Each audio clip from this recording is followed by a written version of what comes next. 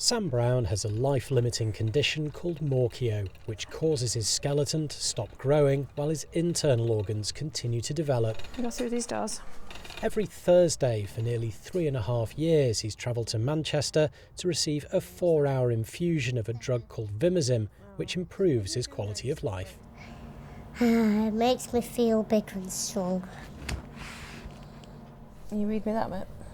But today will be Sam's last treatment because the funding provided by a drug company on a compassionate basis since the end of a clinical trial will stop, and no decision has been made by the NHS over whether they'll pay for it in future.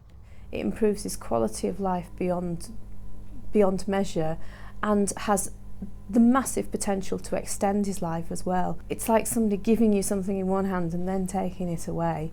I'll never be able to forgive the people involved for that if that's how this ends up.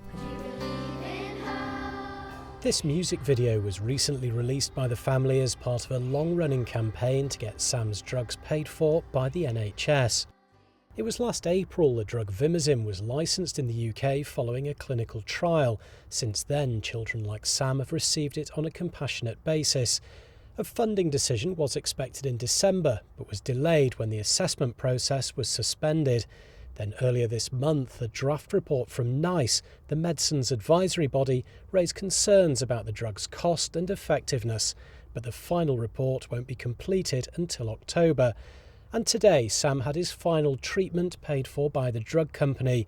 An NHS decision is expected soon, but there's no date yet. NHS England say they're unable to discuss individual cases, but say the annual process to identify the best new treatments is currently underway. But they do point to some of the concerns raised in that draft report from NICE. I'm feeling quite happy. Are you feeling quite happy? It's the difference between life and death. It's the difference between him being independent.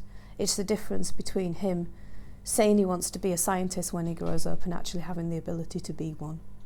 Before Sam left hospital today, he underwent a series of tests that will allow doctors to measure his decline without the drug. Jamie Coulson, BBC Look North.